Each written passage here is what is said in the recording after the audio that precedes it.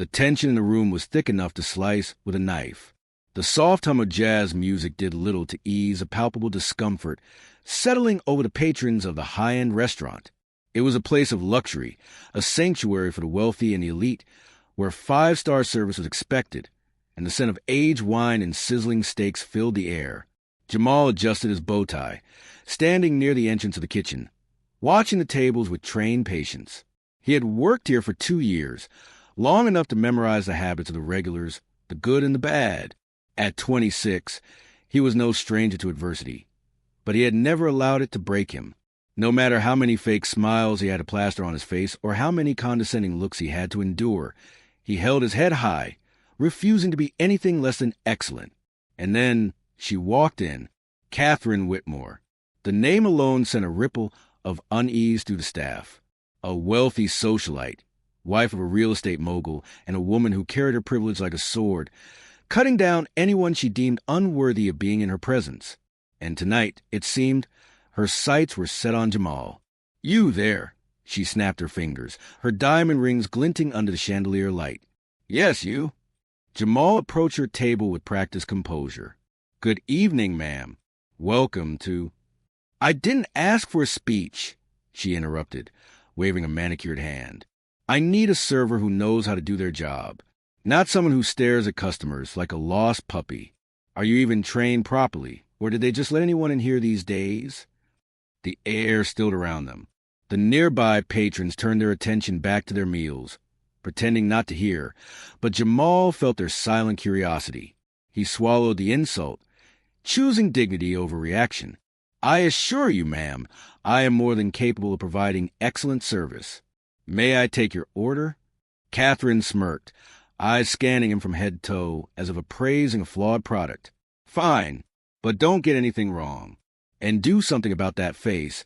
It's making me lose my appetite." A quiet chuckle spread among the nearby tables.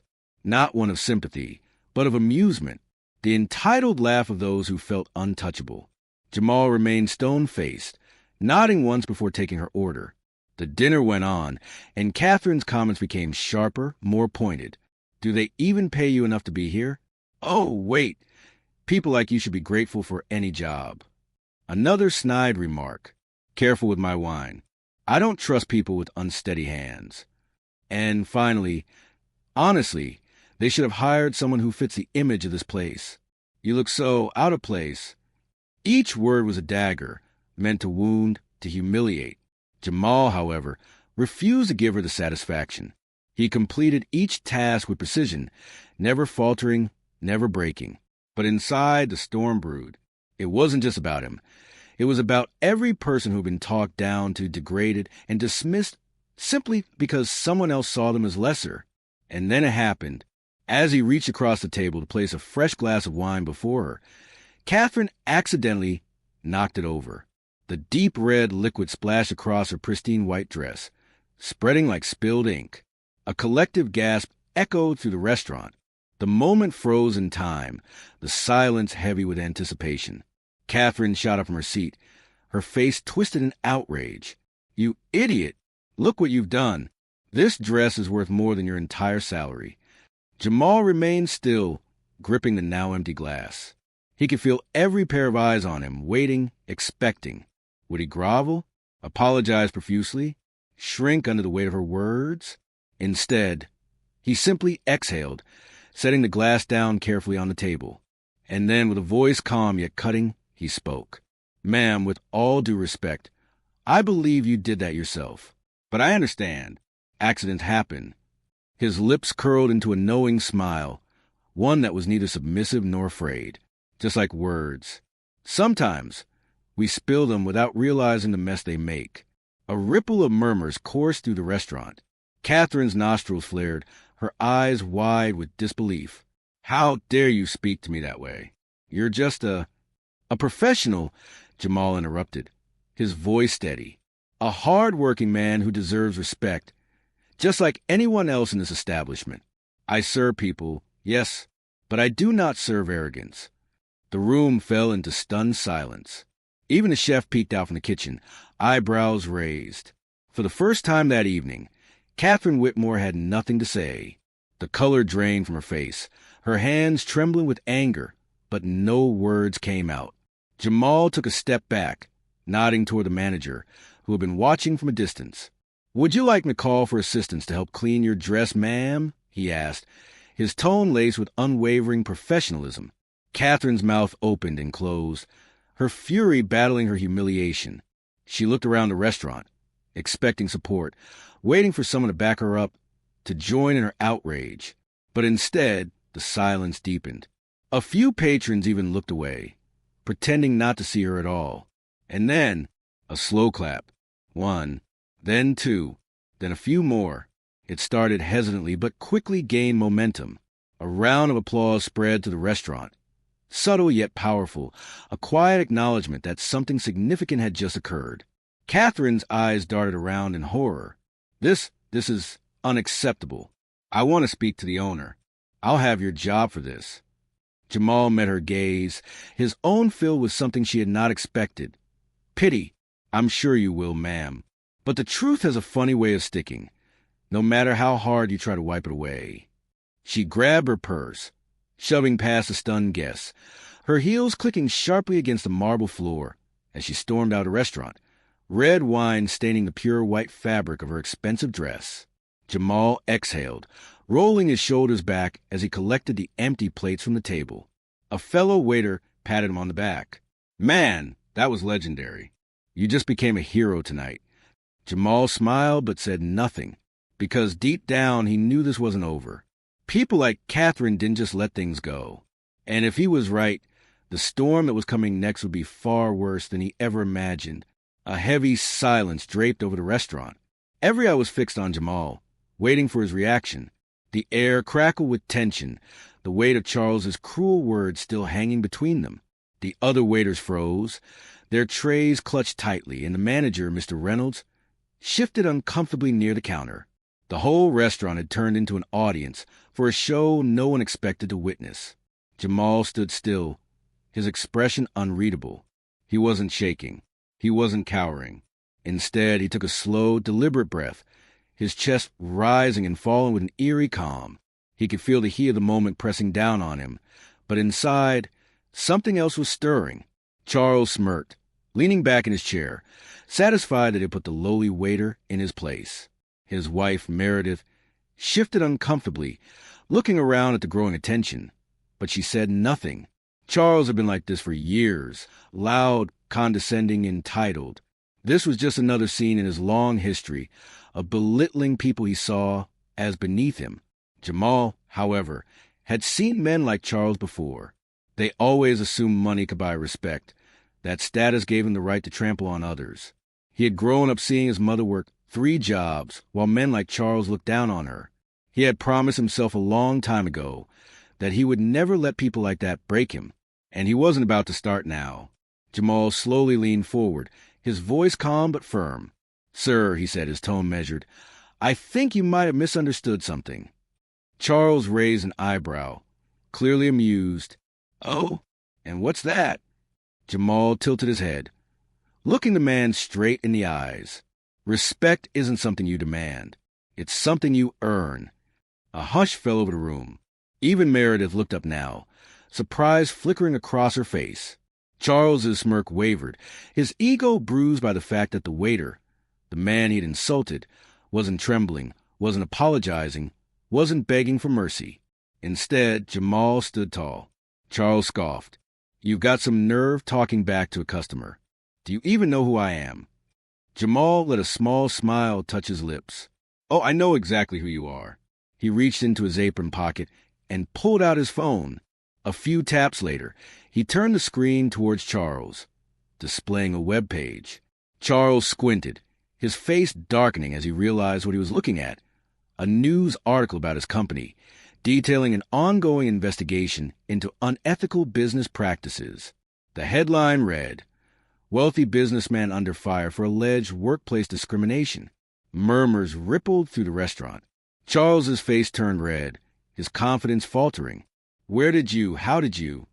"I keep up with the news," Jamal said smoothly. "It's important to know who you're dealing with." Meredith's eyes widened, darting between her husband and the screen. She had heard whispers about the lawsuit, but Charles had dismissed them as nonsense. Charles slammed his hand on the table, rattling the silverware. "This is ridiculous. This has nothing to do with—" "Oh, I think it does," Jamal cut in, his voice unwavering. "You think you're above people like me. But the truth is, power doesn't make you untouchable, and it certainly doesn't make you a good person." The room was dead silent. The other customers were staring, phones subtly raised, recording the encounter. A few whispered amongst themselves, nodding in agreement with Jamal's words. Mr. Reynolds finally stepped forward, clearing his throat. "Charles, maybe it's best of you." But Charles wasn't finished. His pride was too wounded, his temper too volatile. He shot up from his seat, knocking over his water glass, and pointed a shaking finger at Jamal. "You don't talk to me like that. You're nothing but a damn waiter. You have no idea what it's like to be someone of my status. You'll never be anything more than this." Jamal held his gaze, unflinching. He had expected this reaction. Men like Charles never handled being challenged well. But what Charles didn't know was that Jamal had spent years preparing for moments like this.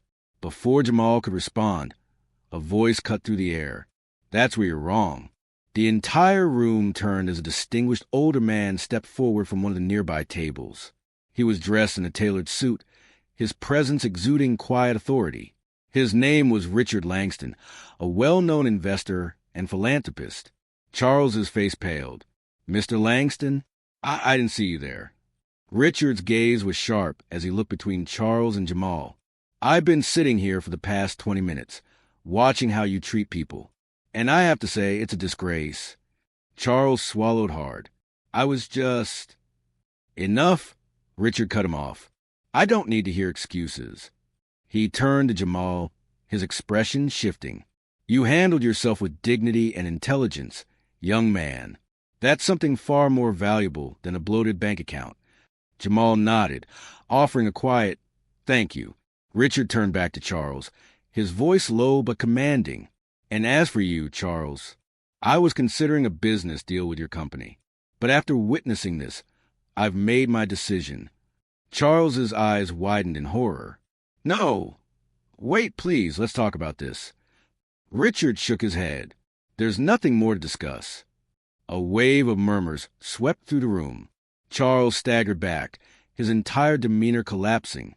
He had come in feeling powerful, untouchable. But now, with just a few words, his reputation was crumbling in real time. But before anyone could relish in Charles's downfall, the restaurant doors suddenly burst open. A group of men in dark suits walked in, their eyes scanning the room with purpose. At their center was a woman, in a crisp navy blue blazer, holding a folder thick with documents. Her badge glinted under the restaurant's lights. "Charles Whitmore," she announced, her voice ringing clear through the silent space. Charles stiffened. "Who's asking?" The woman stepped forward, her expression unreadable. "I'm Special Agent Collins with the Federal Bureau of Investigation. We have a warrant for your arrest." Gasps erupted throughout the restaurant. Meredith shot up from her seat, her hand flying to her mouth. Charles staggered back, his face draining of all color. Jamal stayed rooted in place, watching it all unfold. He hadn't expected this. Not so soon, not so publicly. And yet, it was perfect. Charles had walked in believing he was the most powerful man in the room. Now, he was about to walk out in handcuffs. But just as Agent Collins took another step forward, Charles suddenly lunged for the nearest exit. And in that instant, chaos erupted. Charles bolted. His chair clattered to the floor as he shoved past the stunned patrons, his expensive loafers skidding across the polished restaurant floor. His breath came in ragged gasps as he pushed through the swinging doors leading to the kitchen, nearly knocking over a chef carrying a tray of freshly grilled steaks. "Stop him!" Agent Collins shouted, her team immediately springing into action. Cooks and waiters gasped as Charles barreled through the cramped space, his mind racing. He wouldn't let this happen. The walls were closing in too fast. His reputation, his business, everything he had built, it was all slipping through his fingers. Jamal stood frozen for only a moment, watching the man who had insulted him moments ago now running for his life. A slow, almost imperceptible smirk played at the corners of his lips. Oh, how quickly the mighty fall. But this wasn't over. Through the back exit, one of the cooks shouted. Charles didn't hesitate. He slammed through the metal doors at the rear of the kitchen, bursting into the dimly lit alley. His mind screamed for a plan. Think, Charles, think. He wasn't going to prison. Not today. Not ever. His car was parked in the lot behind the restaurant. If he could just get there, freeze. The command rang through the alley, authoritative and final.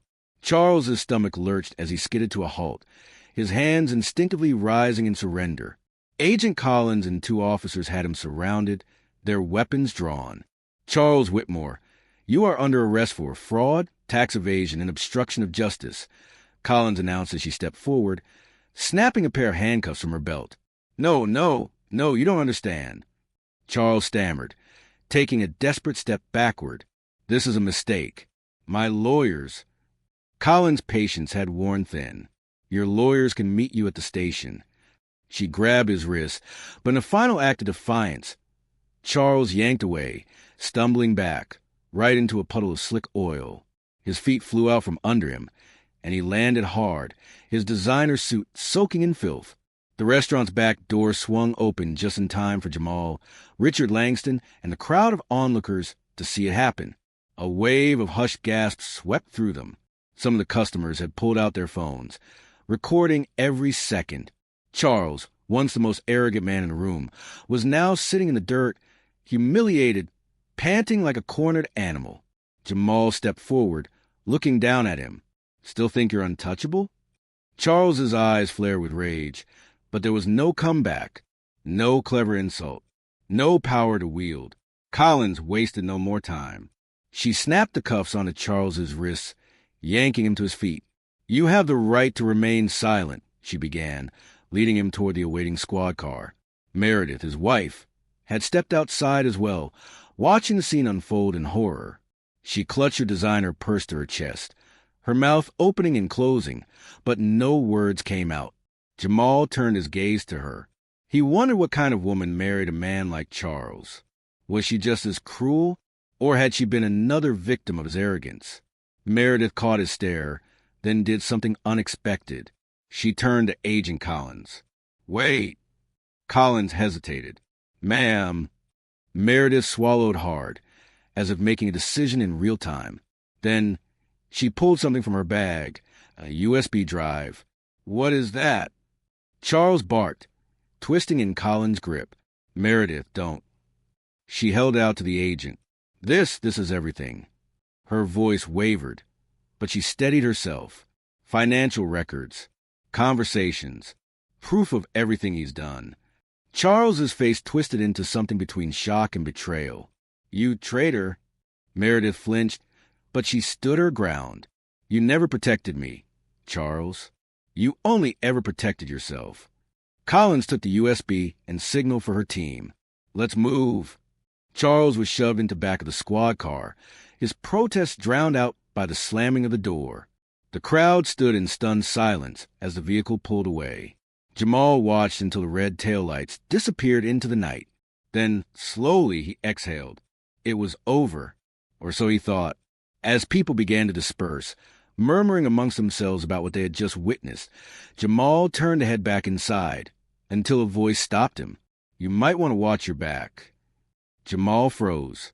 He turned to see Meredith standing a few feet away, her face unreadable. Jamal frowned. What do you mean? She hesitated, glancing around before stepping closer. Charles has powerful friends, business partners, people who benefited from his deals. If they find out you had anything to do with this. She let the implication hang in the air. Jamal's heart thumped. He had expected retaliation from Charles, but others? Meredith's voice dropped to a whisper. Be careful. You just made enemies you don't even know exist. Before Jamal could respond, she turned and walked away, disappearing into the night. The weight of her warning settled deep in his chest. Charles was gone, but was this really over? Or had Jamal just stepped into something far bigger than he ever imagined? Jamal stood frozen in place, Meredith's warning echoing in his mind. You just made enemies you don't even know exist. The night air felt heavier now, the weight of what had just happened sinking deep into his chest. Charles was gone, arrested in front of an entire restaurant full of witnesses. But the way Meredith had said it, this isn't over. Jamal exhaled slowly, trying to shake the paranoia creeping up his spine. He turned back toward the restaurant, pushing through the doors just as Mr. Reynolds, the manager, approached him. Jamal. His voice was tight, hesitant. Jamal braced himself. He had half expected his boss to be upset about the scene that had unfolded. Maybe he'd even get fired for standing up to a customer like that. But then Mr. Reynolds did something unexpected. He extended his hand. "What you did out there." The older man shook his head in disbelief. "That took guts." Jamal blinked, caught off guard. "I've seen men like Charles push people around my whole life," Reynolds continued. "Most folks just take it, let them win." His grip tightened. "But not you." Jamal shook his hand firmly. The tension that had been coiled inside him slowly started to ease. Maybe, just maybe, things were going to be okay. As he stepped back onto the restaurant floor, a wave of applause erupted. Customers who had witnessed the entire event clapped, some nodding at him with admiration. A few had even recorded everything, and the realization hit him. This moment wasn't just happening. It was going viral. A woman approached him, phone in hand. "Hey, man, you handled that with class. I just posted the video, and it's already blowing up. People need to see this." Jamal chuckled, shaking his head. He hadn't done any of this for attention. But if people were seeing it, if it was inspiring others to stand up to men like Charles, then maybe it was worth it. As the night carried on, Jamal got back to work. But an uneasy feeling still lingered. Charles may have been arrested, but powerful men never go down without a fight. 3 nights later, Jamal was locking up the restaurant. It was late, the streets quiet except for the hum of streetlights buzzing above. The last of the staff had already left, and Jamal was alone. As he stepped outside, the cool night air brushing against his skin, he felt it, that feeling, like someone was watching him. He turned his head slowly, scanning the dark parking lot. Nothing. He exhaled, shaking his head. "I'm just being paranoid." But as he reached his car, his hand barely grazing the handle. A voice cut through the silence. "You made a big mistake." Jamal's muscles tensed instantly. The voice was low, almost a whisper, but the threat in it was unmistakable. He turned slowly. A man stood near the shadows, half his face hidden by the dim glow of a nearby street lamp. He was well-dressed, sharp suit, expensive watch, but there was something off about him, something dangerous. Charles wasn't the only one making deals, the man said, stepping forward. "You think you embarrassed him?" He let out a short, humorless chuckle. "You embarrassed us." Jamal clenched his jaw. His fists curled at his sides, but he forced himself to stay calm. "I don't know who you are, but I'm not afraid of you." The man smiled, but it wasn't friendly. It was the kind of smile a predator gave before striking. "You should be." Jamal didn't move. He could feel his heartbeat in his ears, his mind racing through possibilities. The man tilted his head, watching him carefully. Then, after a beat, he took a step back, adjusting the cuff of his jacket, like this was just another business meeting. "We'll be seeing you soon," he said smoothly. "Take care, Jamal." And with that, he turned and walked away, disappearing into the night like he had never been there. Jamal let out a breath he didn't realize he had been holding. This wasn't over. Charles may have been taken down, but whatever corruption he was involved in ran deeper than Jamal had ever imagined. He had exposed one man. But now, the real power players were watching him. Jamal tightened his grip on his keys and got into his car, locking the doors behind him. He had a choice to make. He could back down, stay silent, and pretend none of this ever happened. Or he could keep fighting. The world had already seen what he was capable of. He wasn't just a waiter. He wasn't someone to be underestimated. He had power. And this time, he wasn't backing down. Racist customer insults black waiter. His response leaves the room silent. What would you do in Jamal's situation? Let us know in the comments below. Like, comment, and subscribe for more powerful stories just like this. Turn on notifications so you never miss an episode. This story isn't just about standing up for yourself. It's about knowing your worth, no matter who tries to bring you down. Would you fight back, or would you walk away? Tell us your thoughts, and we'll see you in the next story.